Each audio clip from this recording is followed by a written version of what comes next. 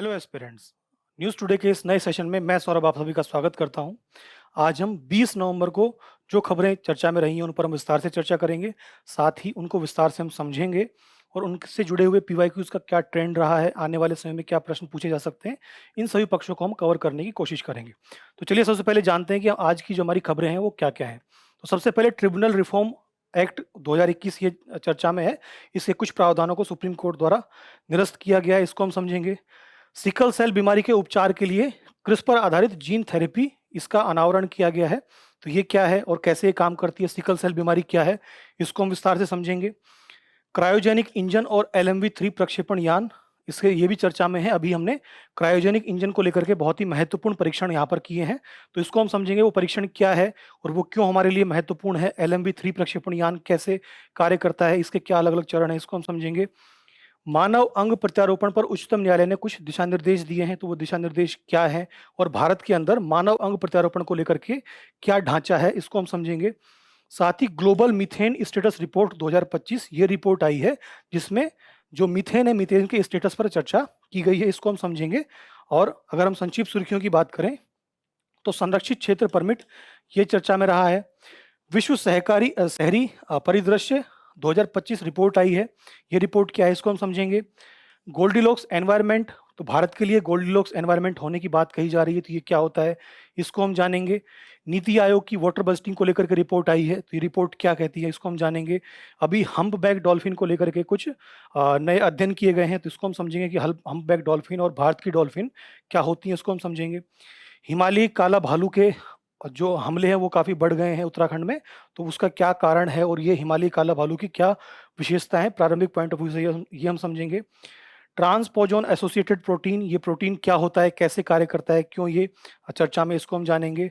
साथ ही हम कोडाईकोनाल सौर वेधशाला और इंदिरा गांधी पुरस्कार, इनकी भी हम चर्चा आज की खबरों में हम करने जा रहे हैं।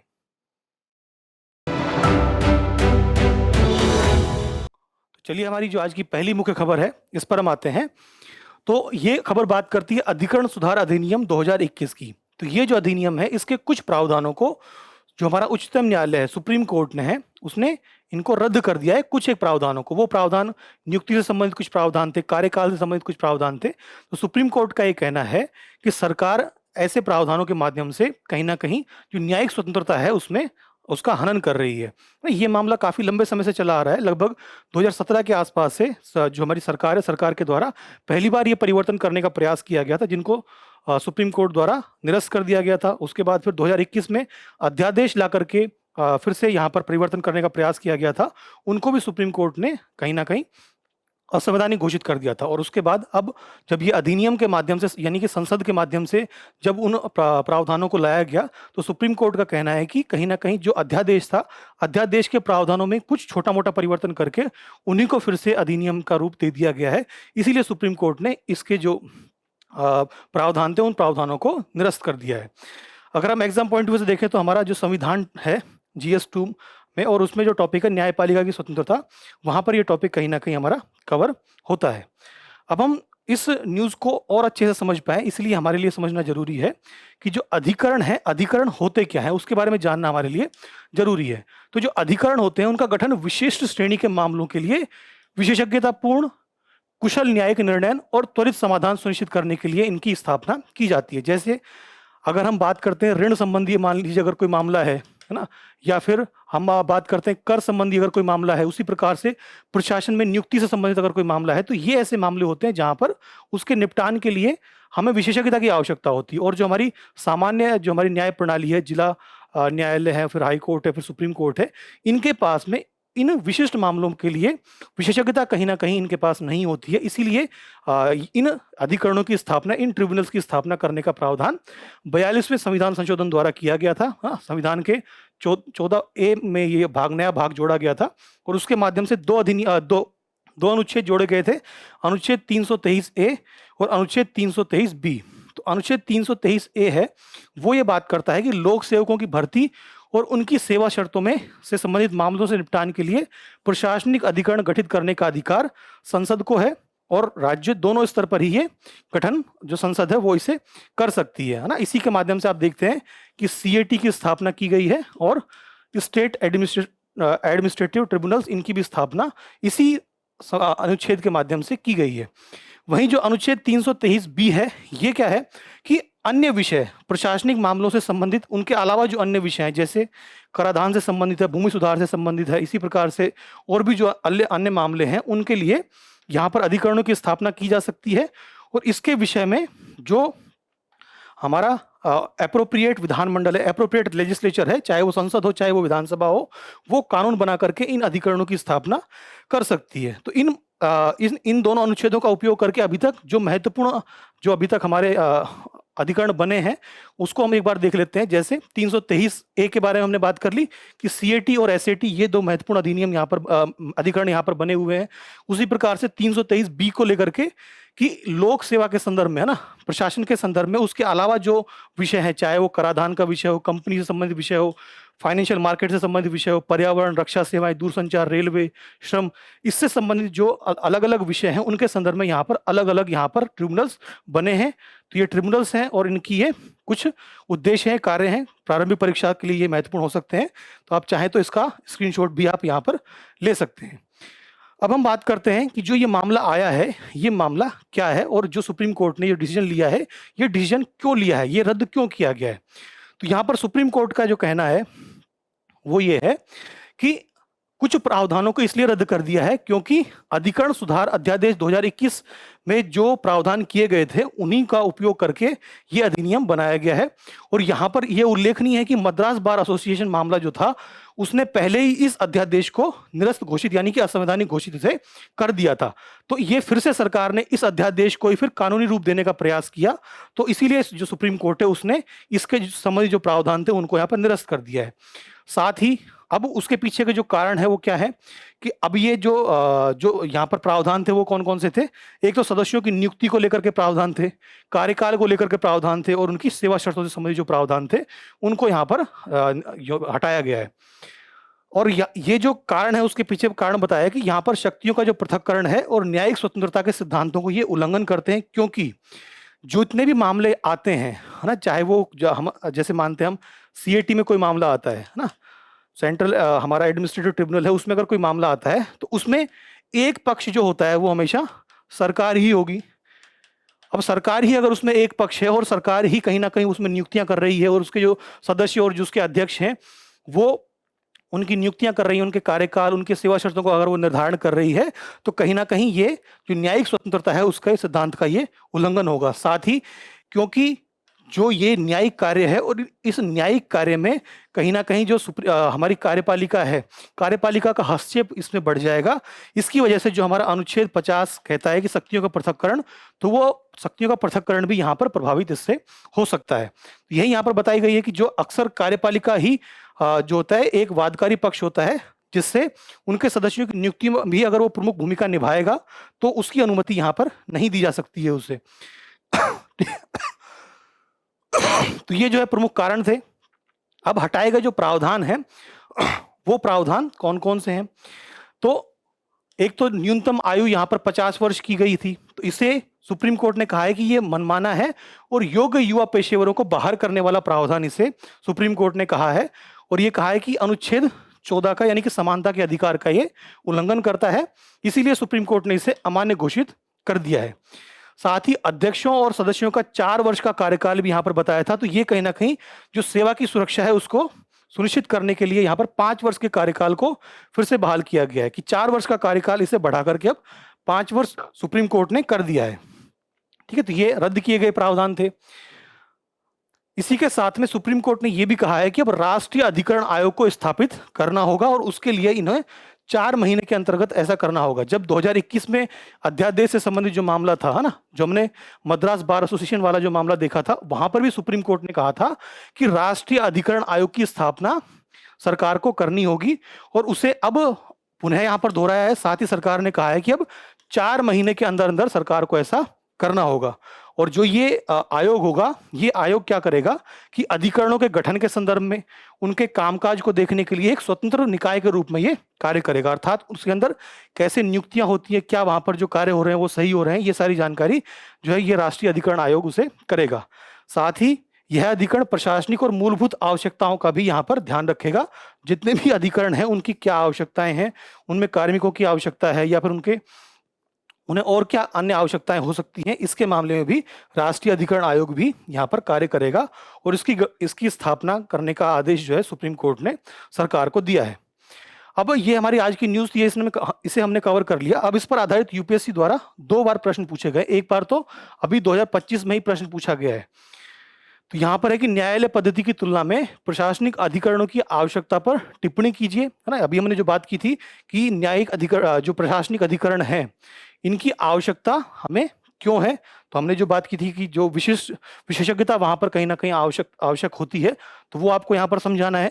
साथ में 2021 में अधिकरणों के बुद्धिपूर्वक पुनर्गठन द्वारा किए गए नूतन अधिकरण सुधारों के प्रभाव का मूल्यांकन भी यहाँ पर कीजिए। तो यहाँ पर जो 2021 वाला हमने अधिनियम है, उस अधिनियम के मुख्य प्रावधानों को आप एक बार ध्यानपूर्वक देखिए और उसमें जो प्रावधान दिए गए वो प्रावधान किस प्रकार से जो न्याय पद्धति है उसको प्रभावित कर सकते हैं, इसका मूल्यांकन आपको इसमें करना है। ऐसा ही प्रश्न 2018 में पूछा गया था। मैंने आपको बताया था कि 2017 से ये मामला काफी चर्चा में है। तो 2018 में भी ये प्रश्न पूछा गया था कि आप इस मत से कहां तक सहमत हैं कि अधिकरण सामान्य न्यायालयों की अधिकारिता को कम करते हैं। उपयुक्त दृष्टि रखते हुए भारत में अधिकरणों की संवैधानिक वैधता तथा इनकी सक्षमता की विवेचना करने के लिए आपसे यहाँ पर 15 अंक का ये प्रश्न पूछा गया है। तो इन दोनों ही क्वेश्चंस का आंसर कमेंट में आप दीजिए कि इसमें कौन कौन से पॉइंट्स आप शामिल करेंगे। और हमारी जो सेकंड न्यूज़ है, सेकंड न्यूज़ पर हम आते हैं, जो बात करती है सिकल सेल बीमारी को लेकर के। और सिकल सेल को लेकर के अभी उपचार के लिए यहाँ पर क्रिस्पर आधारित जीन थेरेपी की घोषणा हमारे जो संबंधित मंत्री हैं उनके द्वारा यहाँ पर की गई है। और ये हमारी सिकल सेल बीमारी के उपचार के लिए पहली क्रिस्पर आधारित जीन थेरेपी ये होगी और इसे बिरसा 101 इसे नाम दिया गया है। बिरसा 101 इसे नाम क्यों दिया गया है, क्योंकि जो सिकल सेल बीमारी है ना, जो सिकल सेल बीमारी है, इससे सबसे ज्यादा प्रभावित होने वाला जो समुदाय है वो है हमारा आदिवासी समुदाय। इसे हम आगे जाकर के देखेंगे भी कि आदिवासी समुदाय ही इससे क्यों ज्यादा प्रभावित होता है।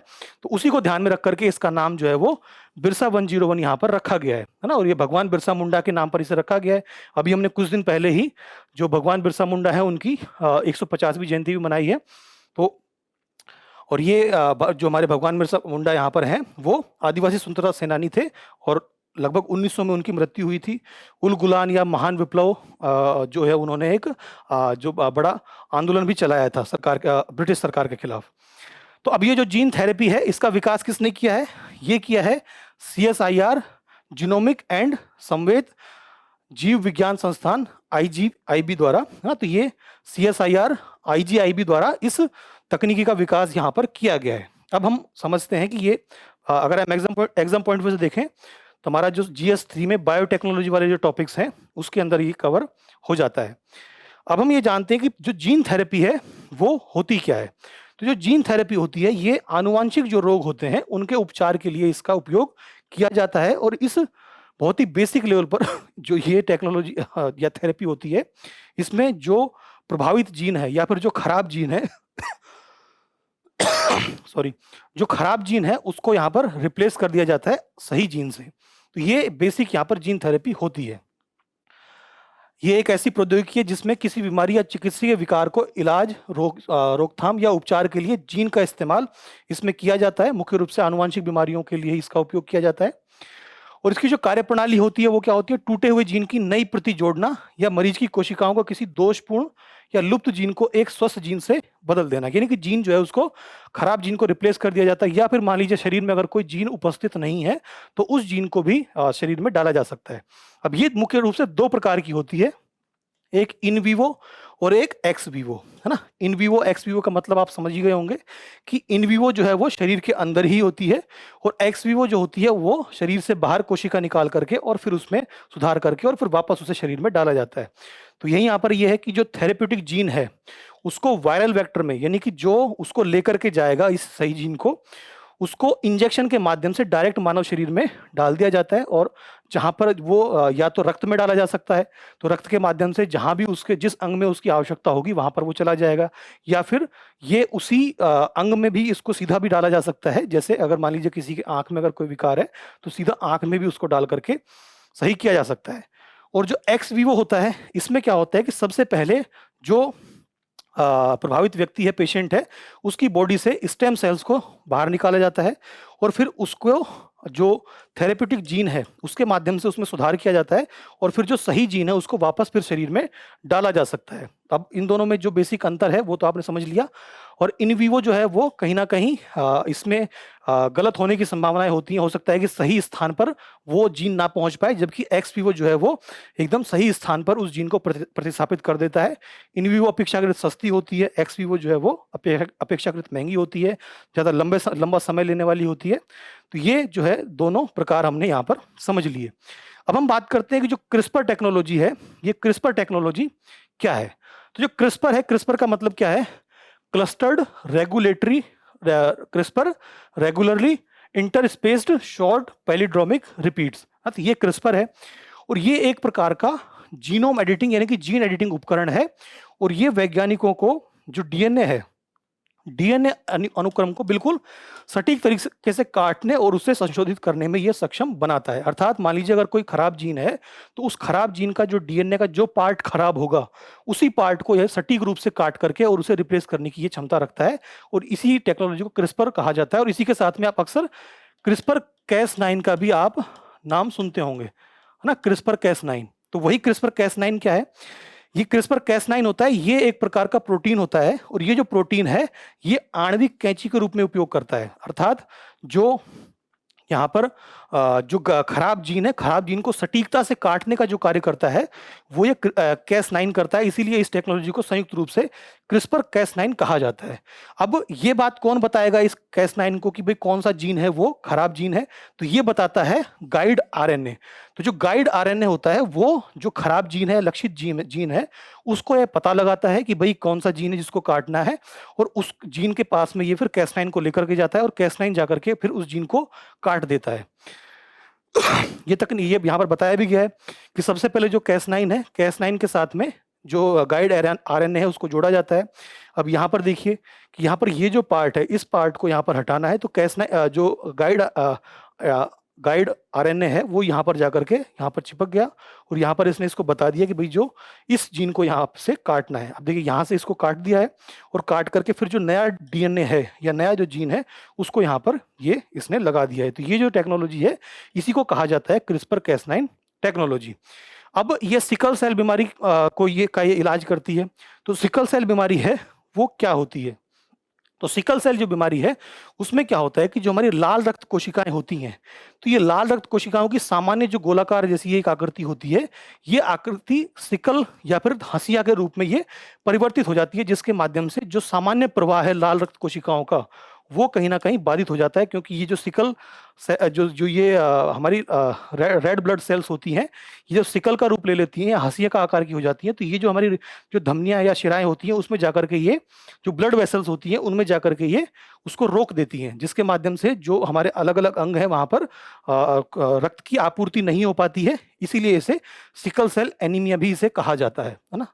तो वही यहाँ पर भी बताया गया है कि ये एक प्रकार का आनुवंशिकी विकार है और हीमोग्लोबिन पर यह प्रभाव डालता है। और हीमोग्लोबिन में जो लाल रक्त कोशिकाएं होती हैं उसमें मतलब उनको ये प्रभावित करता है। और हीमोग्लोबिन जो होता है वो लाल रक्त कोशिकाओं में ऑक्सीजन ले जाने का कार्य करता है। और इस बीमारी की वजह से जो लाल रक्त कोशिकाएं हैं वो सख्त और दराती की तरह वो हो जाती हैं और रक्त के प्रभाव में वो बाधा उत्पन्न करती हैं। अब भारत की आदिवासी आबादी में इस बीमारी का सबसे अधिक प्रसार यहाँ पर देखा जाता है। ठीक है। तो ये प्रभाव भारत की आदिवासी आबादी में ही क्यों देखा जाता है, तो इसका जो मुख्य कारण है वो है मलेरिया। तो जो मलेरिया है, मलेरिया क्योंकि एक तो हमने विकास अनुक्रम आपने पढ़ा होगा कि हमेशा जो सबसे बेस्ट जीन है या सबसे बेस्ट जो व्यक्ति है वही आगे आगे आगे उसकी पीढ़ी आगे बढ़ेगी। तो इसी प्रकार से जो हमारे वन क्षेत्र हैं, वन क्षेत्रों में मच्छर बहुत ज़्यादा होते हैं, दलदली क्षेत्र होते हैं, तो वहाँ पर मच्छरों की संख्या बहुत ज़्यादा होती है, जिससे मलेरिया होने की संभावना बहुत ज़्यादा होती है। तो हमारे शरीर में एक जीन पाया जाता है जिसे सिकल जीन ही जिसे कहा जाता है। तो उस जीन के होने से मलेरिया होने की संभावनाएं कम हो जाती हैं। तो इस वजह से क्योंकि जो मलेरिया होने की संभावनाएं कम हो गई, तो वो मलेरिया होने की संभावना कम होने की वजह से जो वहाँ पर मलेरिया से प्रभावित लोग हैं वो तो वहाँ पर मर गए, लेकिन जिन लोगों में सिकल जीन एक्टिव है उनमें मलेरिया नहीं हुआ। तो आने वाली जो पीढ़ियां हैं उन पीढ़ियों में लगातार जो सिकल जो जीन है वो आगे स्थानांतरित होता रहेगा। और इससे क्या होता है कि सिकल जीन की वजह से फिर सिकल सेल एनीमिया या सिकल सेल डिजीज वहाँ पर हो जाती है। तो ये एक मुख्य कारण है। और दूसरा क्या है कि क्योंकि जो आदिवासी समुदाय है, आदिवासी समुदाय सिर्फ अपने ही समुदाय में वो विवाह करते हैं, तो बाहर से सही जीन भी नहीं आ पाता है, जिसकी वजह से जो सिकल सेल जीन है वही एक से दूसरी पीढ़ी में लगातार वो स्थानांतरित होते रहते हैं। तो यही मुख्य कारण था कि जो सिकल सेल बीमारी है उसमें सबसे ज्यादा प्रभावित आदिवासी लोग ही उसे होते हैं। यहाँ बताया भी है कि लगभग 86 जन में जो बच्चे होते हैं आदिवासी समुदाय के, उनमें से एक बच्चा जो है वो सिकल सेल बीमारी से ग्रसित वो रहता है। तो ये जो मुख्य कारण है, कभी ना कभी यूपीएससी इस पर प्रारंभिक परीक्षा में प्रश्न पूछ सकती है कि सिकल सेल का प्रभाव आदिवासी समुदायों पर क्यों ज्यादा होता है। तो इसका रीजन है मलेरिया। मलेरिया से बचने के लिए जो उनके अंदर एक जीन का म्यूटेशन हुआ है उसकी वजह से ये होता है। अब हम बात कर लेते हैं, यहाँ पर एक और सुर्खी चर्चा में रही है, वो है NFN Cas9। तो ये NFN Cas9 है, ये क्या है? तो ये Cas9 का ही एक और बेहतर उपाय बेहतर स्वरूप है ना। तो जो हमारी CSR IGIB है और साथ में ही हमारा जो serum institute of India private limited है जिसने कोविड वैक्सीन भी बनाई थी, उन दोनों ने साथ में मिलकर के ENFN Cas9 को आनुवांशिक रोगों के लिए किफायती और बड़े पैमाने पर इनका उपयोग योग्य उपचार बदलने का इन्होंने समझौता किया है। अब ये ENFN Cas9 है, ये क्या है? तो ये इसका जो नाम है वो है फ्रांसिसेला नोविसिडा प्रोटीन। तो ये प्रोटीन है, ये प्रोटीन जो क्रिस्पर Cas9 है उसका और बेहतर इंजीनियर्ड उपकरण जो स्वरूप है। और ये जो Cas9 है, Cas9 में फिर भी कहीं ना कहीं गलती होने की चूक हो सकती थी कि गलत DNA पार्ट या गलत जीन का पार्ट कट जाए, लेकिन जो NFN Cas9 है ये और सटीकता से अपना कार्य करता है। तो इसीलिए ये चर्चा में रहा, ये Cas9 का भी और उन्नत स्वरूप ये है। ठीक है, और इसको भी हमारी जो IGIB है उसने इसका विकास किया है। अब जो Cas9 है, Cas9 पहले काफी चर्चा में रहता था, इसीलिए 2018 और 2019 में लगातार 2 साल Cas9 से प्रश्न पूछे गए हैं। तो यहाँ पर प्रश्न पूछा गया है आपसे, इसमें समाचार में रहने वाले शब्द और उनका विषय क्या है। तो बेल सेकंड प्रयोग, ब्लॉकचेन टेक्नोलॉजी और क्रिस्पर Cas9 के बारे में पूछा गया है। ये कृत्रिम बुद्धि का मतलब है यहाँ पर आर्टिफिशियल इंटेलिजेंस। इसका सही आंसर क्या है ये बताइए। इसी प्रकार से नेक्स्ट ईयर 2019 में फिर से प्रश्न पूछा गया कि क्रिस्पर Cas9 जो प्रोटीन है वो प्रोटीन क्या करता है। तो इसको भी ध्यानपूर्वक पढ़ के इसका क्या आंसर होगा आप कमेंट में जरूर बताइएगा। अब हमारी अगली न्यूज पर हम आते हैं। हमारी अगली न्यूज बात करती है, ये भी बहुत ही इंपॉर्टेंट न्यूज है, क्रायोजेनिक इंजन और LMV3 प्रक्षेपण यान को लेकर के। तो जो हमारा इसरो है, इसरो ने अब क्रायोजेनिक इंजन का एक परीक्षण किया है जिसमें अब बिना किसी बाहरी माध्यम के सीधे ही क्रायोजेनिक इंजन को स्टार्ट किया जा सकता है, जिससे कि अगर अभी हम देखते हैं कि जो हमारा क्रायोजेनिक इंजन है उसको स्टार्ट करने के लिए कुछ बाहरी तत्वों की आवश्यकता होती है, बाहरी हस्तक्षेप की आवश्यकता होती है। लेकिन अब इस प्रयोग के माध्यम से ये हो गया है कि वो इंजन अपने आप से ही वो जो है वो चालू हो सकता है। तो इससे क्या होगा कि आने वाले समय में अब ज़्यादा दूरी तक और ज़्यादा पेलोड को हमारे लॉन्च व्हीकल्स हैं वो ले जा सकेंगे। ठीक है, तो यही हुआ है कि इसरो ने निर्वात की स्थितियों में CE-20 जो हमारा क्रायोजेनिक इंजन है CE-20, इस पर बूट स्ट्रैप मोड पर स्टार्ट टेस्ट आयोजित किया है। बूट स्ट्रैप मोड जो होता है इसका मतलब ही होता है स्वतः जो चीजें संचालित होती हैं उन्हें बूट स्ट्रैप इन्हें कहा जाता है। ठीक है, अगर एग्जाम पॉइंट ऑफ व्यू से देखें तो हमारा जो स्पेस टेक्नोलॉजी है उसके अंतर्गत ये टॉपिक हमारा कवर हो जाएगा। अब हम बात करते हैं कि ये महत्वपूर्ण क्यों है, क्यों इतना हम इसकी चर्चा कर रहे हैं। तो ये ऐसा पहली बार हुआ है, विश्व में ऐसा पहली बार हुआ है जब गैस जनरेटेड साइकिल पर कार्य करने वाले क्रायोजेनिक इंजन को बूट स्ट्रैप मोड में चालू किया गया। अर्थात ये अब स्वतः संचालित हो, स्वतः चालू ये हो जाएगा। इसे चालू करने के लिए किसी भी अन्य प्रणाली की सहायता यहाँ पर नहीं ली गई है। और इसे भविष्य में जो हमारी LMV3 है ना, हमारा जो लॉन्च व्हीकल मार्क 3 है, उसकी उड़ानों में इंजन को एक बार बंद होने के बाद अधिक आसानी से और अधिक विश्वसनीय ढंग से उसे फिर से चालू किया जा सकेगा, जिससे मिशन अधिक लचीलापन वहां पर हमें मिल पाएगा। अर्थात जैसे मान लीजिए कि हमारी एक ऑर्बिट में अब हमारा जो रॉकेट है वो चला गया है। अब कुछ समय तक उसे उसी ऑर्बिट में रहना है और उसके बाद फिर उसे दूसरे किसी ऑर्बिट में जाना है। तो अब यहाँ पर जाकर के हमारा इंजन बंद हो जाएगा और फिर जब उसे दूसरी ऑर्बिट में जाना होगा तो फिर दोबारा इस इंजन को चालू किया जा सकेगा, जिससे कि हमारे जो मिशन होंगे वो अधिक रेजिलियंस होंगे, अधिक लचीले वो हो जाएंगे और हम ज़्यादा बड़े लक्ष्यों को प्राप्त कर पाएंगे। वर्तमान में इंजन को चालू करने के लिए अतिरिक्त स्टार्टअप गैस बोतल और उससे संबंधित प्रणालियों की आवश्यकता होती थी, है ना। तो और इससे क्या होता है कि जो पेलोड क्षमता है उसमें भी कमी आती है और साथ ही जो मिशन है, मिशन भी कहीं ना कहीं रिजिड होता है कि भाई इसी स्थान तक ये जा सकता है। अगर वो एक बार हमारा क्रायोजेनिक इंजन अगर बंद हो गया तो उसको फिर से स्टार्ट करने के लिए किसी भारी हस्तक्षेप की आवश्यकता होगी, यानी कि अतिरिक्त स्टार्टअप गैस बोतल की आवश्यकता होगी, और वो अगर नहीं है तो फिर से उसको स्टार्ट नहीं किया जा सकेगा। तो अब क्योंकि हमने ये बिना किसी भारी हस्तक्षेप के इसे स्टार्ट कर लिया है, तो ये आने वाले समय में भारत की जो अंतरिक्ष हमारी यात्रा है उनको और बेहतर कर पाएगा।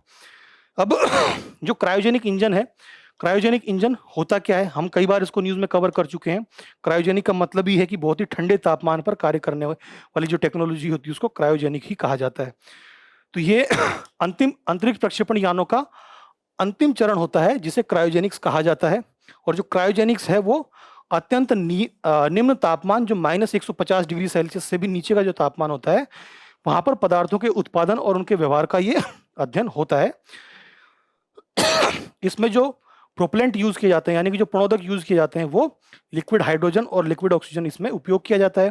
कुछ ऐसा क्रायोजेनिक इंजन है वो दिखाई देता है। आगे हम इसकी और संरचना भी देखेंगे। इसके महत्व की बात करें तो ये बहुत ही दक्ष होता है और दहन के लिए प्रत्येक किलोग्राम प्रणोदक पर अधिक थ्रस्ट ये प्रदान करता है। थ्रस्ट का मतलब हुआ कि जब भी जो रॉकेट है, रॉकेट को ऊपर जाने के लिए जो बल चाहिए होता है उसे ही थ्रस्ट कहा जाता है। तो ये अधिक थ्रस्ट प्रदान करता है। ये द्रव और ठोस चरणों में उपयोग किए जाने वाले तथा पृथ्वी पर भंडारित किए जा सकने वाले तरल और ठोस प्रणोदक यहाँ पर ये कम सक्षम होते हैं और उससे कम पे लोड लाभ भी मिलता है। यानी कि जो बाकी के दोनों जो लिक्विड और जो सॉलिड स्टेज होते हैं, जो हमारे प्रक्षेपण यान हैं, उनके जो ये जो पहले दो स्टेज होते हैं वो कम दक्ष होते हैं और वहां पर जो ईंधन है, ईंधन ज्यादा आवश्यक होता, ईंधन की ज्यादा आवश्यकता होती है, जिससे जो पेलोड क्षमता है वो भी कहीं ना कहीं कम हो जाती है। अब हमारा जो क्रायोजेनिक इंजन है CE-20, ये भारत का ही क्रायोजेनिक इंजन है और भारत का यह सबसे बड़ा क्रायोजेनिक इंजन है। इसे जो है हमारी द्रव नौदन प्रणाली केंद्र वलियामाला केरल ने इसे विकसित किया है। CE-20 क्रायोजेनिक इंजन जो है वो गगनयान मिशनों के लिए योग्य घोषित किया गया है और ये इंजन जो है LMB-3 का जो ऊपरी चरण होगा, यानी कि जो उसका थर्ड स्टेज होगा, उसके लिए इसका उपयोग किया जाएगा। तो ये हमारा जो CE-20 है, ये इंजन जो है वो है। अब जो क्रायोजेनिक इंजन है उसकी कैसी संरचना होती है उसकी ये हम देख लेते हैं। तो ये जो क्रायोजेनिक इंजन है इसमें ये ऑक्सीडाइजर पंप होता है, एक टरबाइन होता है इसमें, और इसी में ईंधन समृद्ध गैस को यहाँ पर डाला जाता है। फ्यूल पंप होता है जिससे कि जो फ्यूल है वो फ्यूल कितनी मात्रा में आएगा इसको कंट्रोल किया जाता है, और यहाँ पर जो फ्यूल है उसका दहन होता है और यहाँ से फिर जो उसे थ्रस्ट जो मिलना चाहिए वो उसे मिलता है ना। यहाँ पर जो हीट है वो हीट एक्सचेंज होती है और फिर इससे थ्रस्ट मिलता है और ये फिर ऐसा अपना काम जो इसका होता है थ्रस्ट देने का, वो काम ये कर पाता है। अब इससे LMB-3 जो हमारा लॉन्च व्हीकल है उसमें इसका उपयोग किया जाएगा। तो LMB-3 जो है वो हमारा लॉन्च व्हीकल मार्क 3 ये व्हीकल है और ये भारत का अभी जो सबसे नया और बहुत सबसे अधिक भार ले जाने वाला ये लॉन्च व्हीकल है हमारा। इससे पहले हम PSLV यूज करते थे, फिर हम GSLV यूज करते थे और फिर हमने GSLV मार्क 3 यूज किया था। ये उसका भी उन्नत संस्करण है ना। ये बहुत अधिक भार वहन करने में ये सक्षम प्रक्षेपण यान है और ये भूतुल्यकालिक स्थानांतरण कक्षा यानी कि जियो सिंक्रोनस ट्रांसफर ऑर्बिट में लगभग 4000 किलोग्राम तक का पेलोड ले जाने वाला ये अंतरिक्ष यान ये हमारा है। और ये जैसा बताया था हमने कई बार बात कर ली कि 3 चरणों वाला प्रक्षेपण यान है। 3 चरण में जो सबसे पहले है वो ठोस प्रणोदक है और यहाँ पर S-200 स्ट्रैप-ऑन्स लगे हुए होते हैं। ये दो जो स्ट्रैप-ऑन होते हैं ये दोनों S-200 स्ट्रैप-ऑन्स हैं, ये लगे हुए होते हैं। और फिर इसमें जो तरल L-110 चरण जो है इसका ये होता है ना। फिर इसकी लिक्विड स्टेज होती है और इस लिक्विड स्टेज में ये इसरो द्वारा सबसे बड़ा तरल चरण इसका LMB-3 का है और ये GSLV मार्क 3 का कोर चरण था जो उच्च थ्रस्ट करने वाले दो विकास इंजन का ये उपयोग करता था, यानी कि जो जीएसएलवी मार्क 3 है ये विकास इंजन का उपयोग करता था, और जो विकास इंजन है वो तरल चरण में काम करते थे। और हाल ही में जो गोदरेज एंटरप्राइजेज है उसने गगनयान परियोजना के लिए पहला ह्यूमन रेटेड L-110 चरण विकास इंजन इसरो को इन्होंने आपूर्ति इसकी कर दी है। और इसका जो क्रायोजेनिक इंजन है वो CE-20 द्वारा इसे संचालित किया जाएगा। तो ये मुख्य रूप से इसकी 3 स्टेजेज हैं, जिसमें हम S-200 स्ट्रैप-ऑन्स का उपयोग करते हैं, फिर हम जो विकास इंजन है विकास इंजन का उपयोग करते हैं, L-110 विकास इंजन का उपयोग करते हैं, और फिर CE-20 यानी कि क्रायोजेनिक इंजन का हम 3rd स्टेज में इसका उपयोग करते हैं। तो ये हमारी आज की न्यूज़ थी, हमने सारा इसमें कवर कर लिया है कि भाई क्या विकास जो हमारा क्रायोजेनिक इंजन है वो क्या होता है, कैसे काम करता है, LMB-3 है उसकी क्या विशेषताएं हैं, इन सब पर हमने चर्चा कर ली है। अब हमारी अगली न्यूज़ पर हम आते हैं। अगली न्यूज़ बात करती है मानव अंग प्रत्यारोपण पर उच्चतम न्यायालय ने कुछ निर्देश यहाँ पर जारी किए हैं। तो जो मानव अंग है, मानव अंगों का जो प्रत्यारोपण होता है ना, जो तो उसमें क्या होता है कि कहीं ना कहीं सुप्रीम कोर्ट ने ऐसा देखा कि उसमें अभी तक एक रूपता की कमी है, स्पष्ट प्रावधानों की कमी है, तो इसीलिए यहाँ पर सुओ मोटो यहाँ पर उन्होंने ये केस लिया, और इसी में उन्होंने कहा है कि उच्चतम न्यायालय ने केंद्र सरकार को मानव अंग प्रत्यारोपण के लिए एक समान राष्ट्रीय नीति बनाने का इन्होंने निर्देश दिया है ना, पूरे देश में एक प्रकार की नीति हो जिससे कि मानव अंग जो प्रत्यारोपण है वो अधिक बेहतर हो पाए। यहाँ पर मानव अंगदाता और प्राप्तकर्ता के लिए एकीकृत राष्ट्रीय डेटाबेस नहीं है।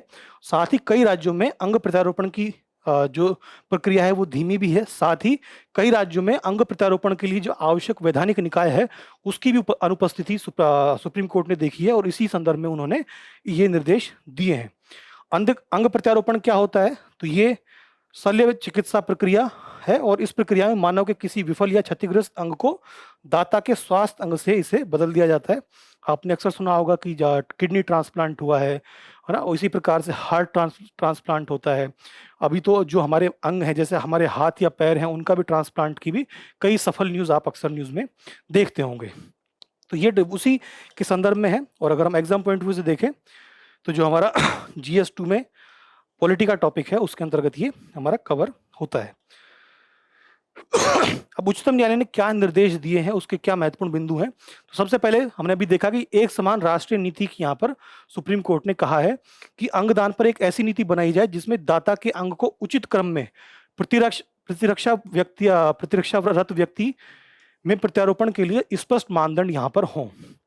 अभी आप देखते होंगे कि जो अगर आप की अगर कोई जानकारी में भी हो, और अगर आपको मतलब भगवान चाहे कि ऐसा ना हो, लेकिन जो अभी हम देखते हैं कि जो किडनी ट्रांसप्लांट है तो उसमें जो जिस व्यक्ति को किडनी ट्रांसप्लांट की आवश्यकता है तो उसे किडनी मिलने में, अगर वो कानूनी रूप से अगर वो जाता है तो उसे किडनी मिलने में लगभग 3, 4, 5 साल की जो वेटिंग लिस्ट है वो उसका सामना करना पड़ता है। इसी के कारण जो इस प्रकार से जो बहुत ही कहीं ना कहीं इनका अवैध व्यापार भी मानव अंगों का हमें देखने को मिलता है।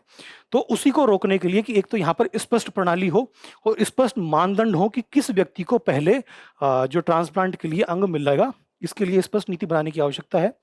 साथ ही प्रत्यारोपण हेतु अंग प्राप्तकर्ता के निर्धारण में लैंगिक और जाति आधारित भेदभाव यहाँ पर नहीं होना चाहिए, और इस मामले में राज्यों के बीच की जो असमानताएं हैं उन्हें दूर किया जाए। यहाँ पर जो है कि मतलब कि जो नागरिक है, जो भारत का नागरिक है, उसे किसी भी प्रकार का भेदभाव का सामना ना करना पड़े, और जो वो चाहे किसी भी राज्य का हो, लेकिन अगर वो ऐसे मानदंड बनाए जाएं, अगर वो उन मानदंडों के आधार पर उसे पहले किडनी मिलनी चाहिए या पहले अगर कोई अंग मिलना चाहिए तो वो अंग उसे जल्द से जल्द मिल पाए, इस प्रकार की राष्ट्रीय नीति बनाने की वहाँ पर सुप्रीम कोर्ट ने निर्देश दिया है। साथ ही राज्य में संस्थाएं भी बनाई जाएं। उच्चतम न्यायालय ने पाया है कि मणिपुर, नागालैंड, अंडमान निकोबार, लक्षद्वीप अभी तक ऐसे राज्य हैं जहां पर राज्य अंग एवं ऊतक प्रत्यारोपण संगठन का गठन ही नहीं किया गया है ना, वहां पर कोई वैधानिक निकाय ही नहीं है। जो 1994 का हमारा एक्ट है मानव अंग प्रत्यारोपण से संबंधित, उसमें उसके तहत यहाँ पर अभी तक कोई भी ऐसा संगठन बनाया ही नहीं गया है। इसलिए न्यायालय ने कहा है कि केंद्र सरकार को राज्यों और जो हमारे यूटीज हैं उनसे परामर्श करके राष्ट्रीय अंग प्रत्यारोपण कार्यक्रम के तहत इन संस्थाओं का गठन उन्हें करना चाहिए, यानी कि एक एकीकृत संस्था का गठन यहाँ पर किया जाना चाहिए। साथ ही यहाँ पर जो जीवित दाता है उसके संदर्भ में भी, उसकी सुरक्षा के लिए भी यहाँ पर प्रावधान करने के लिए सुप्रीम कोर्ट ने निर्देश दिया है। सुप्रीम कोर्ट ने कहा है कि जीवित दाताओं यानी कि अंगदान करने वाले स्वस्थ व्यक्तियों के कल्याण और अंगदान के बाद उनकी देखभाल करने के लिए दिशा निर्देश दिए जाएं।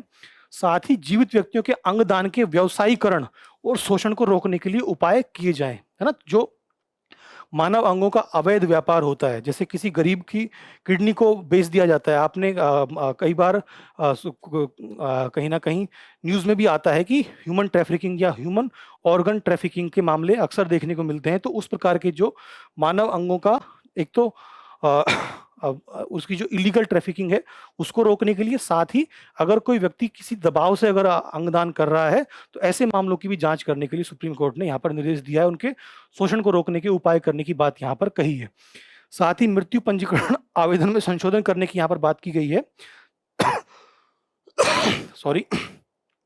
तो इसमें क्या है कि जो हमारा राष्ट्रीय अंग और ऊतक प्रत्यारोपण संगठन है उससे सलाह करके संशोधन किया जाए और यहाँ पर यह प्रावधान अवश्य जोड़ा जाए कि क्या जो मृतक के परिजन हैं उनको मृतक के अंगदान का विकल्प उन्हें दिया गया था या नहीं दिया गया था। ये अलग से एक वहां पर ये कॉलम जोड़ा जाए, जिससे कि जो मृत व्यक्ति है, मृत व्यक्ति के अंगदानों की जो कहीं ना कहीं अधिक स्पष्टता और अधिक आपूर्ति यहाँ पर हो पाए। ठीक है, तो ये सुप्रीम कोर्ट ने कुछ निर्देश यहाँ पर दिए थे। अब भारत में जो मानव अंग प्रत्यारोपण है उसके संदर्भ में क्या क्या प्रावधान है, तो अगर हम वैधानिक प्रावधानों की बात करें तो ये मानव अंग और ऊतक प्रतिरोपण अधिनियम 1994 में है और 2011 में इसमें संशोधन किया गया था। तो यहाँ पर सबसे पहले तो किन किन अंगों का प्रत्यारोपण किया जा सकता है, प्रत्यारोपण की प्रक्रिया क्या होगी, किस प्रकार से जो डोनर है और जो रिसीवर है उसका कैसे निर्धारण होगा, साथ ही जो अगर मान लीजिए किसी को आवश्यकता है तो डोनर की जो लिस्ट है वो कैसे बनेगी। तो ये सारी जानकारी जो है या प्रावधान है वो सारे के प्रावधान इसमें किए गए हैं।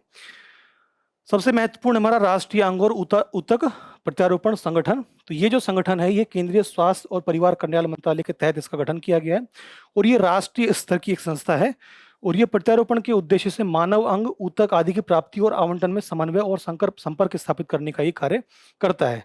और इसी के संदर्भ में राष्ट्रीय अंग प्रत्यारोपण कार्यक्रम भी चलाया जाता है जो विशेष रूप से मृतक व्यक्तियों के या मृतक दाताओं से अंग और ऊतक प्राप्ति और संग्रह का एक प्रभावी तंत्र तैयार करने का ये कार्य करता है। तो ये हमारी जो मानव अंग प्रत्यारोपण के संदर्भ में जो हमारी न्यूज़ थी ये हमने तैयार कर ली है। और हमारी अगली न्यूज़ पर हम आते हैं। अगली न्यूज़ बात करती है ग्लोबल मीथेन स्टेटस रिपोर्ट 2025 की। तो मीथेन का अभी क्या स्टेटस है इसके संदर्भ में ये रिपोर्ट आई है और इस रिपोर्ट को यूएनईपी यानी कि संयुक्त राष्ट्र पर्यावरण कार्यक्रम और जलवायु और स्वच्छ वायु गठबंधन ने इसे तैयार किया है। तो ये जो गठबंधन है हमारा CCAC, ये मुख्य रूप से जो मीथेन है, मीथेन और हाइड्रोफ्लोरोकार्बन, इन दोनों के उत्सर्जन को नियंत्रित करने का ये कार्य करता है।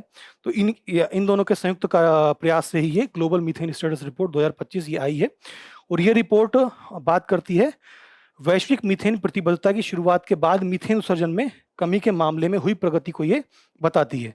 तो ये जो मीथेन ग्लोबल मीथेन प्लेज है ये क्या है, जो COP26 था 2021 में जो हुआ था, यहाँ पर ये प्रतिबद्धता यहाँ पर ली गई थी कि 2030 तक 2020 में जो मीथेन उत्सर्जन है उसे 2020 के स्तर से 30% तक कम करने की यहाँ पर ये प्लेज यहाँ पर लिया गया था। इस पर हम आगे चर्चा भी करेंगे। तो ये हमारी आज की न्यूज़ है। ये न्यूज़ अगर हम बात करें तो हमारा जो टॉपिक है हमारा टॉपिक है प्रदूषण के संदर्भ में और वैश्विक तापन के संदर्भ में, वहाँ पर ये टॉपिक हमारा कवर हो जाता है। GS1 और GS3 में ये टॉपिक हमारा कवर होगा। अब हम बात करते हैं कि ये रिपोर्ट के मुख्य बिंदु क्या हैं। तो ये रिपोर्ट बात करती है कि मीथेन की वायुमंडलीय सांद्रता, इसमें ये सांद्रता जो है पूर्व औद्योगिक काल से अभी तक दुगनी हो गई है, अर्थात जो हमारा इंडस्ट्रियल एज था सॉरी लगभग 18वीं शताब्दी के आसपास से, और तब से लेकर के ये लगभग दुगनी हो गई है और 2020 में लगभग ये 352 मिलियन टन प्रति वर्ष तक पहुंच गई थी और 2030 तक इसके 5% तक और बढ़ने की उम्मीद है। जो कंसंट्रेशन है वो अभी और बढ़ सकता है, ऐसा ये रिपोर्ट कहती है। साथ ही बढ़ते वैश्विक उत्सर्जन का प्रभाव भी देखने को मिल रहा है कि 2020 की तुलना में 2030 तक वार्षिक 24,000 अतिरिक्त अकाल मृत्यु और लगभग 2.5 मिलियन टन फसल की हानि में योगदान जो दिया है वो भी इसी उत्सर्जन का प्रभाव देखने को मिलता है। अगर हम भारत की बात करें तो भारत चीन और यूएसए के बाद विश्व का तीसरा सबसे बड़ा मीथेन उत्सर्जक है और ये वार्षिक 31 मिलियन टन मीथेन का उत्सर्जन करते हैं हम। और पराली जलाने का जो हमारा पराली जलाने के से सबसे ज्यादा मीथेन उत्सर्जन भारत में होता है, ये रिपोर्ट बताती है। अब अगर हम बात करें कि मीथेन उत्सर्जन को कम करने के लिए अभी तक क्या क्या पहलें की गई हैं, तो सबसे पहले वैश्विक स्तर पर देखें तो अभी हमने जीएमपी की बात की थी, यानी कि ग्लोबल मीथेन प्लेज की हमने बात की थी। तो ये 2030 तक मीथेन उत्सर्जन में 2020 के स्तर से कम 30% कटौती करने का ये संकल्प लिया गया था। कोप 26 में 2021 में लिया गया था ग्लासगो के दौरान, और वहां पर यही जलवायु और स्वच्छ वायु गठबंधन जो है उसके वो इसमें था। साथ में ही यहाँ पर यूएस कनाडा प्लस यूरोपीय यूनियन भी ने भी इसमें महत्वपूर्ण भूमिका निभाई थी। और ये जानकारी जरूरी है कि भारत इसका हस्ताक्षर करता देश नहीं है। साथ ही अंतर्राष्ट्रीय मीथेन उत्सर्जन वेधशाला भी है जो यूएनईपी द्वारा संचालित की जाती है, और ये मुख्य रूप से जो मीथेन उत्सर्जन है उसकी स्थिति की जांच ये करता है। और भारत के स्तर पर अगर हम देखें तो भारत के स्तर पर मीथेन उत्सर्जन के प्रयासों में सबसे पहले राष्ट्रीय सतत कृषि मिशन ये लाया गया। तो ये जो मिशन है, ये मिशन बात करता है कि जो हमारी जो कृषि रणनीतियां हैं या जो हम कृषि पद्धतियां हैं हमारी, उसमें सतत कृषि को बढ़ावा दिया जाए, अर्थात ऐसी कृषि को बढ़ावा दिया जिससे कि जलवायु परिवर्तन को या फिर जलवायु को होने वाले जो नुकसान है या ग्लोबल जो हमारी ग्रीन हाउस गैसेज का उत्सर्जन है वो कम से कम हो, यानी कि सस्टेनेबल यूजेस की यहाँ पर ये बात करता है।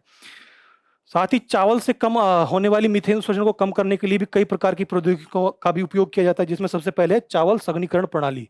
तो जो चावल सघनीकरण प्रणाली है, ये जो चावल या धान है, धान के पौधों को एक तो दूर दूर रोपने की ये बात करता है, जल्दी प्री मैच्योर स्टेज में लगभग 8 से 10 दिन में ही उनको रोपने की बात करता है। साथ में जो हम देखते हैं कि जो पारंपरिक प्रणाली है जिसमें धान में जो फ्लड इरिगेशन का उपयोग किया जाता है और पूरे समय वहां पर जो पानी है वो बना रहता है, उसकी बजाय यहाँ पर जो सिर्फ नमी बनाने के लिए पानी की आवश्यकता हो, ऐसी ये बात करता है। साथ ही प्रत्यक्ष धान बुआई की बात की भी एक टेक्नोलॉजी है। जो प्रत्यक्ष धान बुआई है, ये क्या होता है कि अभी तो जो धान की बुआई है वो पहले उसकी पौध बनाई जाती है और फिर उसको खेत में लगाया जाता है। यहाँ पर जैसे गेहूं या सरसों का जैसे रोपण होता है, बुआई होती है, उसी प्रकार से डायरेक्ट खेत में ही इसकी बुआई की जाए, धान की बुआई की जाए। तो ये ऐसी टेक्नोलॉजी को भी भारत जो है कहीं ना कहीं लाने की कोशिश कर रहा है। तो ये प्रत्यक्ष धान बुआई में धान की पौध की रोपाई के दौरान खेत में खड़ी पानी की यहाँ पर आवश्यकता नहीं होती है। ये दोनों ही जो टेक्नोलॉजी है इसमें सिर्फ जो नमी है जमीन में वो बनी रहनी चाहिए और जो खेत में पानी नहीं खड़ा रहना चाहिए। तो जब खेत में पानी नहीं खड़ा रहेगा तो वहां पर अवायवीय गतिविधियां नहीं होंगी, है ना। अवायवीय गतिविधियां क्या होती हैं? ये एक्चुअली ऐसी कंडीशन होती है जब ऑक्सीजन की उपस्थिति में कार्बनिक गतिविधियां होती हैं। तो उसमें क्या होता है कि उसमें जो कार्बन है, कार्बन से जो हाइड्रोजन के उत्सर्जन की संभावनाएं ज्यादा होती हैं। तो और दूसरा है फसल विविधीकरण कार्यक्रम। तो जो फसल विविधि कार्यक्रम है, ये मुख्य रूप से चावल और गेहूं का जो हम देखते हैं कि भारत में बहुत ज्यादा उत्पादन किया जाता है, इन दोनों फसलों से हट करके जो दूसरी फसलें हैं जैसे और जो रबी की फसलें हैं उनका जो उत्पादन है वो ज़्यादा किया जाए, इसके लिए भी ये प्रयास करता है। बागवानी फसलों के उत्पादन के लिए प्रयास करता है, उससे भी जो है अच्छी उपज किसानों को हो सकती है। तो ये हमने बात कर ली कि भारत और वैश्विक स्तर पर क्या प्रयास किए जा रहे हैं। अब जो मीथेन है, मीथेन गैस क्या होती है और क्यों ये ग्रीन हाउस गैस होती है और क्यों हमारे पर्यावरण के लिए नुकसानदायक है। तो जो मीथेन गैस है वो सबसे शक्तिशाली ग्रीन हाउस गैस है ना, और ये अल्पकालिक जलवायु प्रदूषक भी है होती है। तो जो मीथेन की जो संरचना है, ये संरचना कुछ इस प्रकार से होती है कि ये सबसे ज्यादा हीट को अपने अंदर ये ट्रैप कर सकती है, जिसके कारण ये सबसे खतरनाक या सबसे शक्तिशाली ग्रीन हाउस गैस ये होती है। इसकी जो तापन क्षमता है वो मीथेन में 20 वर्ष के समय पैमाने पर प्रति इकाई द्रव्यमान CO2 की तुलना में लगभग 86 गुना अधिक तापन धारण करने की इसमें क्षमता होती है। यानी कि जो मान लीजिए कि जो हमारी CO2 है, कार्बन डाइऑक्साइड है, ये जितना उसका एक कण जितना उसमें ग्लो हीट को वो ट्रैप कर सकता है, उसका 86 गुना अधिक हीट जो मीथेन है वो ट्रैप कर सकती है। जो इसका वातावरणीय अस्तित्व काल है वो लगभग 12 वर्ष का होता है। ये अपेक्षाकृत रूप से CO2 से इसका वातावरणीय जो काल है वो कम होता है। और साथ ही इसके अगर हम स्रोतों की बात करें तो 60% से अधिक मीथेन का उत्सर्जन जो है वो मानवीय गतिविधियों से होता है। और इसमें भी कृषि जो है वो सबसे ज्यादा इसका योगदान होता है। मानवीय गतिविधियों के अलावा जो है वो जैसे जो वन होते हैं, वन में भी क्योंकि बहुत से वनों में जो अगर सघन वन है तो सघन वन में भी ऑक्सीजन क्योंकि जमीन तक नहीं पहुंच पाएगी, तो वहां पर भी अवायवीय गतिविधियां होंगी। और अवायवीय गतिविधियां होने से भी वहां पर जो मीथेन है, मीथेन का उत्सर्जन हो सकता है। ठीक है, तो ये हमारी पूरी मीथेन की न्यूज़ थी, हमने कवर कर ली। तो आज की जो मुख्य खबरें हैं इस पर तुमने विस्तार से चर्चा कर ली है। अब हम बात कर लेते हैं आज की मुख्य सुर्खियों की। तो हमारी अगर संक्षिप्त सुर्खियों की अगर हम बात करें तो सबसे पहले हम बात करेंगे संरक्षित क्षेत्र परमिट को लेके। तो ये संरक्षित क्षेत्र परमिट यानी कि प्रोटेक्टेड एरिया परमिट, तो ये क्या है? तो नागालैंड के मुख्यमंत्री ने केंद्रीय गृह मंत्री से इस PAP व्यवस्था को फिर से लागू करने की आवश्यकता की तत्काल समीक्षा करने का आग्रह उन्होंने किया है। तो ये आपने इसी के संदर्भ में इनर लाइन परमिट भी आपने अक्सर सुना होगा कि इनर लाइन परमिट भी होता है। तो इन दोनों में जो बेसिक डिफरेंस है वो ये है कि जो प्रोटेक्टेड एरिया परमिट है ये विदेशी नागरिकों को दिया जाता है, जबकि इनर लाइन परमिट जो है वो भारतीय नागरिकों को ये प्रदान किया जाता है। तो जो PAP है वो एक विशेष परमिट है जो विदेशी नागरिकों को भारत के कुछ संवेदनशील क्षेत्रों में जाने के लिए इसकी आवश्यकता इसे होती है। इसके कानूनी ढांचे की बात करें तो ये विदेशी विषयक संरक्षित क्षेत्र आदेश 1958 के तहत इसे दिया जाता है। और इसके अंतर्गत कवर किए गए सभी क्षेत्र जो है वो सभी क्षेत्र जो राज्य की इनर लाइन और अंतर्राष्ट्रीय सीमा के बीच आते हैं। और ये परमिट मिजोरम, मणिपुर जैसे कुछ विभिन्न राज्यों और संघ शासित जो क्षेत्र हैं उनके लिए आवश्यक होता है। और इनको जारी करने वाला प्राधिकरण जो होता है वो केंद्रीय गृह मंत्रालय होता है। और ILP की तो हमने बात कर ही ली है कि ऐसा आधिकारिक यात्रा दस्तावेज जो भारत के नागरिकों को कुछ सीमित अवधि के लिए संरक्षित क्षेत्रों में जाने की अनुमति ये देता है। तो ये ILP और PAP ये दोनों आपको पता होना चाहिए। हमारी अगली जो न्यूज़ है अगली न्यूज़ बात करती है विश्व शहरी परिदृश्य 2025 रिपोर्ट की। तो ये रिपोर्ट है, इस रिपोर्ट को जारी कौन करता है? इस रिपोर्ट को जारी करता है संयुक्त राष्ट्र का आर्थिक और सामाजिक मामलों का विभाग। तो ये उसे जारी करता है। इस रिपोर्ट की जो मुख्य बिंदु हैं वो क्या है कि वैश्विक आबादी का लगभग 8.2 अरब, लगभग 45% जो है वो हिस्सा शहरों में निवास करता है। मेगा सिटीज की संख्या 1978 में 8 थी, वो आज लगभग चौगुनी होकर के 33 हो गई है। मेगा सिटी का मतलब वो है कि जहाँ पर 1 करोड़ से अधिक आबादी जहाँ पर रहती है। जकार्ता जो है वो सबसे बड़ा आबादी वाला देश है, उसके बाद ढाका, टोक्यो और नई दिल्ली आता है। भारत के संदर्भ में इन्होंने कहा है कि लगभग 44% जो आबादी हमारी वो कस्बों में रहती है। और 6 अन्य देशों के साथ साथ भारत में भी 2025 और 2050 के बीच में 500 बिलियन यानी कि 500 मिलियन यानी कि 50 करोड़ लोग जो है वो शहरी निवासी वो हो जाएंगे। ठीक है, तो ये कुछ जानकारी थी इस रिपोर्ट के बारे में। अब हम बात करते हैं गोल्डीलॉक्स एनवायरनमेंट को लेके। तो आपने गोल्डीलॉक्स जोन के बारे में सुना होगा कि गोल्डीलॉक्स जोन क्या होता है? जहां पर पृथ्वी यानी कि सूर्य और पृथ्वी के बीच का वो स्थान या सूर्य के बाद वो स्थान जहां पर जो जीवन है, जीवन के लिए बहुत ही अनुकूल अवस्थाएं जहां पर होती हैं उसे ही गोल्डीलॉक्स जोन कहा जाता है। जैसे कि पृथ्वी जो है, पृथ्वी ना तो सूर्य के बहुत ज्यादा पास है ना ही बहुत समीप है, यानी कि बहुत ज़्यादा ठंड भी नहीं पड़ती है और ना ही बहुत दूर होने की वजह से वहाँ पर मतलब पास में होने की वजह से बहुत गर्मी भी नहीं है और दूर होने की वजह से बहुत ज़्यादा सर्दी भी नहीं होती है। अर्थात जो तापमान है, तापमान बहुत ही अनुकूल है। जीवन के लिए जो अनुकूल तापमान चाहिए होता है वो तापमान है। और यहाँ पर जो जल है, जल भी इसीलिए अपने तरल अवस्था में रह पाता है। तो ये गोल्डीलॉक्स जोन्स के बारे में आपने पढ़ा होगा। तो उसी संदर्भ में यहाँ पर गोल्डीलॉक्स एनवायरनमेंट भी है जो कि आर्थिक समृद्धि के संदर्भ में है। तो हाल ही में मॉर्गन स्टैनली ने कहा है कि 2026 जो है वो मतलब उन्होंने जो रिपोर्ट जारी की है 2026 इंडिया इकोनॉमिक आउटलुक, इसमें कहा है कि वित्त वर्ष 2026 के लिए भारत की वास्तविक जो सकल घरेलू उत्पाद है वो लगभग यानी कि GDP में जो हमारी समृद्धि है वो 6.8 रहने का अनुमान लगाया है। और उन्होंने कहा है कि अब भारत अपने गोल्डीलॉक्स एनवायरनमेंट में प्रवेश कर चुका है।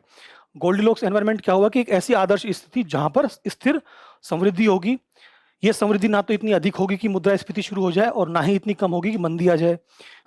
इसीलिए अर्थव्यवस्था बड़े अंतर से मुद्रास्फीति के साथ न तो बहुत अधिक फैलती है और ना ही मंदी से बहुत अधिक सिकुड़ती है, और ये स्थिर नीति निर्माण और मूल्य स्थिरता प्राप्त करने के लिए एक अच्छा अवसर प्रदान करती है ना। अब गोल्डीलॉक्स एक जो ये वर्ड है, ये एक बहुत एक कहानी से आया है, जहाँ पर एक छोटी बच्ची एक ऐसी जगह पर जाती है कि इस कहानी का नाम है गोल्डीलॉक्स एंड थ्री बियर्स यानी भालू। तो गोल्डीलॉक्स उस बच्ची का नाम है। वो उन भालुओं के घर में जाती है और वहाँ पर उनके घर में वो एक ऐसा स्थान ढूंढ लेती है जो ना तो बहुत गर्म है, ना ही बहुत ठंडा है, और ना ही तो वो उस स्थान पर जाकर के वो सो जाती है।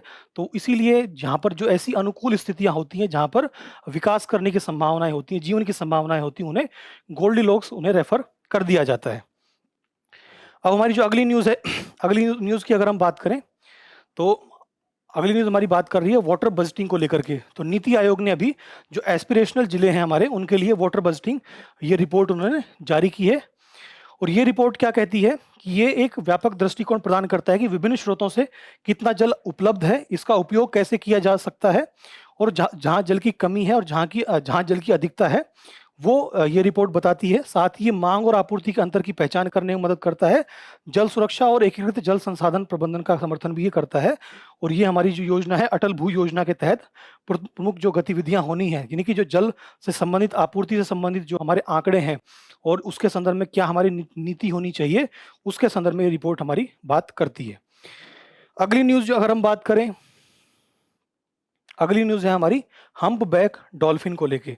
तो ये एक प्रकार की डॉल्फिन होती है जो और इस डॉल्फिन के संदर्भ में अभी केरल की जो अष्टमुडी झील है, वहाँ पर हम्प बैक डॉल्फिन सहित वाइल्ड लाइफ डॉल्फिन और पारंपरिक मछुआरों के बीच ये अध्ययन किया गया है कि उनका व्यवहार संबंधी तंत्र कैसे काम करता है। अर्थात जो जो ये हम्पबैक डॉल्फिन और वाइल्ड डॉल्फिन है, ये कैसे मानव से इंटरेक्ट करती हैं, ये अध्ययन किया गया है।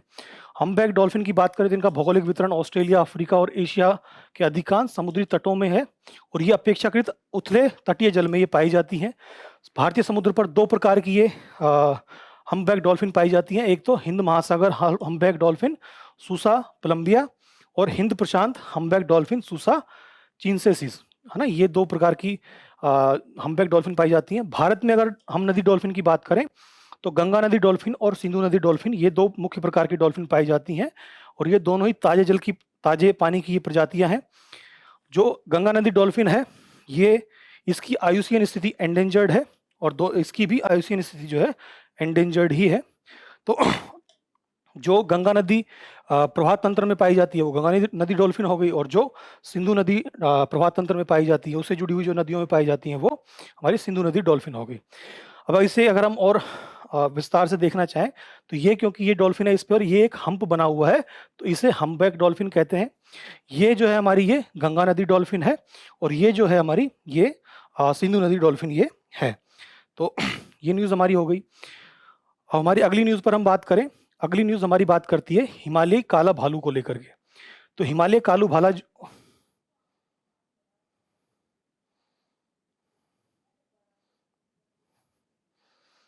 अगली न्यूज़ है हमारी, वो बात करती है हिमालयी काला भालू को लेकर के। तो हिमालयी काला भालू जो है वो उसकी जो लगातार जो उसके मानव के ऊपर हमले बढ़ रहे हैं, तो अभी विशेषज्ञों ने कहा है कि उत्तराखंड में जो हिमालयी काले भालू के जो हमले हैं, उसका एक संभावित कारण जो है वो जलवायु परिवर्तन हो सकता है। उससे उसके पर्यावास को नुकसान हो रहा है, इससे जो वैश्विक तापमान है वो बढ़ रहा है, इससे वो मानव जो आबादी है उसमें वो आ जा रहा है, जिससे कि जो मानव पर उसके हमले बढ़ जा रहे हैं। अब हम अगर हिमालय भालू की बात करें तो ये एशियाई काला भालू या मून बियर भी इसे कहा जाता है। इसकी छाती पर सफेद रंग का एक अर्धचंद्राकार निशान होता है। इसकी विशेषताओं की बात करें तो ये निशाचर होता है, और ये एकांतवासी होता है, यानी कि ये एकांत में रहता है, और ये कभी-कभी दिन के समय में भी देखा जा सकता है। इसका जीवन काल 15 से 25 वर्ष होता है, और लगभग 200 से लेकर के 240 दिन का इसका गर्भ होता है। लगभग वही 7 से 8 महीने का इसका गर्भ होता है। पर्यावास की बात करें तो ये चौड़ी पत्ती वाले सघन वनों में और शंकुधारी जंगलों में ये पाया जाता है। वितरण इसका तिब्बत, भारत, चीन, भूटान के हिमालयी क्षेत्र में है ये, इसीलिए इसका नाम हिमालयी भालू भी है। संरक्षण की स्थिति में बात करें तो आईयूसीएन में ये वल्नरेबल है। हमारा वाइल्ड लाइफ प्रोटेक्शन एक्ट जो है उसमें अनुसूची 1 में सूचीबद्ध है। और इसको अगर खतरे की बात करें तो पित्त के लिए, इसका जो पित्त होता है उसके लिए इसका अवैध शिकार किया जाता है, ये मुख्य रूप से इसका खतरा है। हिमालय भालू कुछ ऐसा दिखाई देता है और ये यहाँ पर ये अर्धचंद्राकार ये इसका सॉरी यहाँ पर निशान पाया जाता है। अगली न्यूज की अगर हम बात करें तो ये है ट्रांसपोजोन एसोसिएटेड प्रोटीन को लेकर के। अभी हमने जीन थेरेपी की बात की थी तो वहां पर हमने Cas9 की बात की थी, तो ये भी एक उसी प्रकार का जो प्रोटीन है जो कि आणविक कैंची का ही ये काम करता है। तो अभी जो भारतीय कृषि अनुसंधान संस्थान IACR है उसने ट्रांसपोजोन एसोसिएटेड प्रोटीन यानी कि TMPB का आधारित जीन एडिटिंग तकनीकी का इन्होंने पेटेंट कराया है। अब ये ट्रांसपोजोन या जंपिंग जीन DNA ये क्या होता है, जो ट्रांसपोजोन होता है वो एक प्रकार का DNA अनुक्रम होता है जो एक ही कोशिका के जीनोम के भीतर स्वयं को नए स्थानों पर स्थानांतरित करने की ये क्षमता रखता है। और अर्थात मतलब कि ये DNA के एक हिस्से से स्वयं को अलग करके दूसरे हिस्से में ये जुड़ सकता है, इसीलिए इसे ट्रांसपोजोन या जंपिंग जीन भी इसे कहा जाता है। अब ट्रांसपोजोन एसोसिएटेड प्रोटीन जो है वो क्या होता है, ये एक प्रकार की आणविक कैंची है Cas9 की तरह ही, और ये एक पूर्व निर्धारित लक्ष्य स्थल पर एक जीन के DNA को काटता है और उसके अनुक्रम को ये बदल सकता है जैसा कि CRISPR-Cas9 करता है। और ये एक प्रकार की एडिटिंग का इसका जो उद्देश्य है वो जीन के अंदर जो वांछनीय सुधार करना है वो इसका उद्देश्य हो गया। महत्व की बात करें तो ये अधिक कॉम्पैक्ट होता है, यानी कि Cas9 प्रोटीन की तुलना में ये अधिक छोटा होता है, अधिक प्रभावी होता है और इसका आसान स्थानांतरण किया जा सकता है। जो हमने वायरल वेक्टर के बारे में बात की थी तो वायरल वेक्टर इसका ज़्यादा बेहतर तरीके से इसका स्थानांतरण वो कर सकता है। तो ये हमारा ट्रांसपोजोन एसोसिएटेड जीन प्रोटीन यहाँ पर हो गया। अब अगली न्यूज़ की अगर हम बात करें तो अगली न्यूज़ है कोडाई कनाल सौर वेधशाला को लेके। तो अभी क्या हुआ है कि जो आर्यभट्ट प्रेक्षण विज्ञान शोध संस्थान है उसके शोधकर्ताओं ने पृथ्वी के ध्रुवीय चुंबकीय व्यवहार का इन्होंने पुनर्निर्माण करने के लिए कोडाई कोनाल सौर वेधशाला है वहां से इन्होंने आंकड़े लिए हैं। तो कोडाई कोनाल सौर वेधशाला जो है इसका संचालन कौन करता है, भारतीय तारा भौतिकी संस्थान यानी कि इंडियन इंस्टीट्यूट ऑफ एस्ट्रोफिजिक्स इसका संचालन करता है और ये हमारे विज्ञान और प्रौद्योगिकी विभाग के अंतर्गत ये आता है। और ये एक स्वायत्त संस्थान है, इसका स्थान है वो भारत की पालानी की पहाड़ियां हैं। 1899 में इसकी स्थापना हुई थी, इसीलिए ये बहुत ही जो पुराने जो डेटा है इसके पास में उपलब्ध थे। यहाँ पर वॉर्म यानी कि white light active regional monitor H alpha और ट्विन टेलीस्कोप दूरबीनों का उपयोग किया जाता है। 1909 में ये एवरशेड प्रभाव की खोज करने के लिए ये जाना जाता है।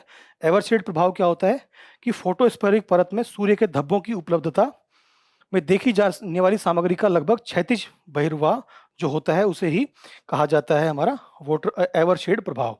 हाँ, तो ये कोडाई कोनाल वेधशाला का सौर वेधशाला के बारे में हमने देख लिया। और साथ ही अब हमारी जो आज की अंतिम शॉर्ट न्यूज़ है वो है इंदिरा गांधी पुरस्कार।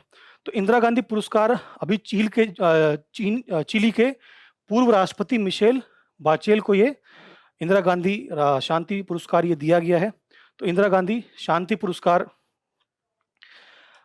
ये शांति निशस्त्रीकरण और विकास के लिए इंदिरा गांधी पुरस्कार प्रतिवर्ष ये वितरित किए जाते हैं और इसे इंदिरा गांधी मेमोरियल ट्रस्ट द्वारा इसे स्थापित किया गया था। और ये पुरस्कार किसी व्यक्ति या संगठन को राष्ट्रीयता नस्ल धर्म के भेद के बिना ये प्रदान किए जाते हैं और इन्होंने अगर नस्लीय समानता को बढ़ावा देने, राष्ट्रों के बीच सद्भाव और सामंजस्य को बढ़ावा देने के लिए अगर इन्होंने कार्य किया है तो उन्हें इंदिरा गांधी पुरस्कार उन्हें दिया जा सकता है। तो ये हमारी आज की जो मुख्य खबरें थी उनको हमने कवर कर लिया है। अब हम आज के जो हमारे प्रैक्टिस क्वेश्चन है उस पर हम आते हैं। चलिए आज की न्यूज़ पर बेस्ड जो हमारे क्वेश्चंस हैं, प्रैक्टिस क्वेश्चन, इनको हम देखते हैं। तो आपकी स्क्रीन पर जो क्वेश्चन आ रहे हैं, पहला क्वेश्चन है जो ट्रिब्यूनल रिफॉर्म्स एक्ट के बारे में है, 2021 का ये एक्ट है, उसके संदर्भ में सुप्रीम कोर्ट ने क्या निर्णय दिए हैं, इन पर विचार कीजिए। सेकंड जो क्वेश्चन है हमारा, सेकंड क्वेश्चन बिरसा 101 और क्रिस्पर टेक्नोलॉजी के बारे में है। ये क्या है, इसके बारे में सही आंसर क्या होगा, इसको आप बताइए। नहीं, यहाँ पर ये रिपीट हो गया है बी ऑप्शन, तो इसको आप इग्नोर कर दीजिएगा ना, ये ऑप्शंस रिपीट हो गए हैं यहाँ पे। थर्ड न्यूज़ की थर्ड क्वेश्चन जो है हमारा वो है इसरो CE3 यानी कि क्रायोजेनिक इंजन 20 के बारे में है। Fourth question global methane status report के बारे में है। तो इन दोनों को ध्यानपूर्वक पढ़ के इनका आंसर बताइए कमेंट में। और जो हमारा 5वां क्वेश्चन है वो यहाँ पर कुछ यहाँ पर प्रजातियां बताई गई हैं और उनकी जो संरक्षण स्थिति है वो क्या है, इसको आपको बताना है और इसमें से कितने युग्म सही हैं ये आपको सही आंसर बताना है। और लास्ट क्वेश्चन जो है वो गोल्डीलॉक एनवायरनमेंट के बारे में है, तो यहाँ पर क्या सही आंसर होगा इसको आप देख के बताइए। तो आज की जो हमारी सभी खबरें थी उनको हमने विस्तार से चर्चा कर ली है। तो इसी प्रकार से हम और भी आपके सामने न्यूज़ स्टडी के नेक्स्ट सेशन में और जो खबरें हैं उनको लेकर के आएंगे। तब तक हमसे जुड़ने के लिए आपका बहुत बहुत धन्यवाद।